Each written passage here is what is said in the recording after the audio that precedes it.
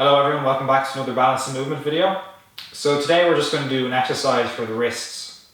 So if we go back to the warm-up and follow along, there's a couple of warm-up exercises that we do for the wrists just to get some mobility into the wrists, some blood flow. But today we're going to focus on building strength in the wrists. So when we're younger, when we're babies and when we're kids, we spend a lot of time on the ground, crawling around, putting a lot of weight into the hands. And as we get older, we spend a lot of time sitting down in front of desks, in front of TVs, and we don't spend a lot of time with weight in our hands. So when we do fall as we get older and we put our hands out to stop ourselves from falling, usually the first thing that gets injured is the wrist, because it could have been years since the last time that we put our body weight into the hands.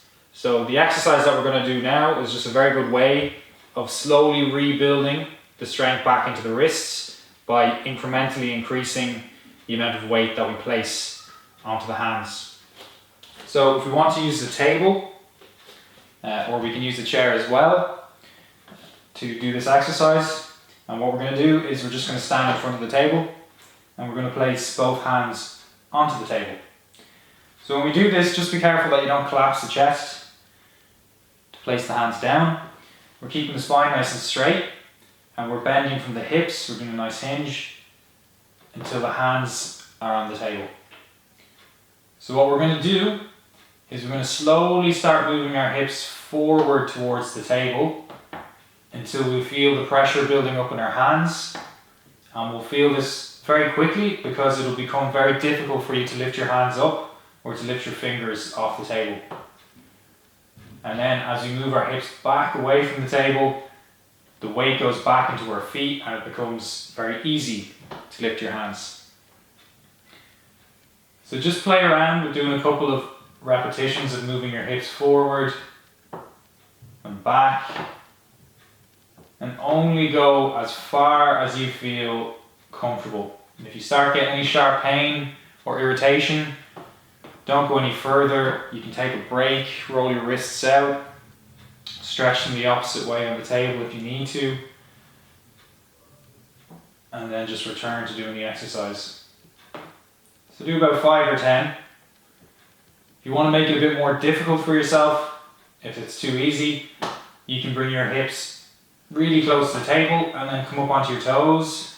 And what this will do is it will push your shoulders further over the hands and put more weight into the wrists. So one of the common mistakes we can make is bending the elbows, and when we do that, we put all of the pressure into the chest and into the tricep.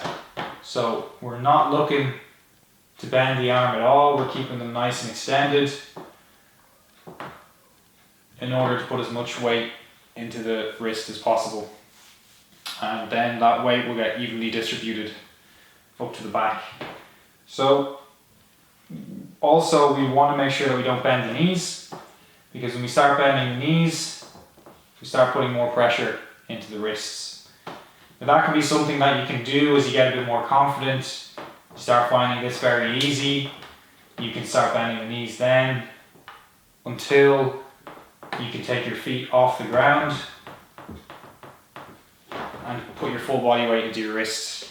And once you're able to do that, it's a good sign that your wrists are capable of taking your full body weight, which is always a good thing if we do fall over.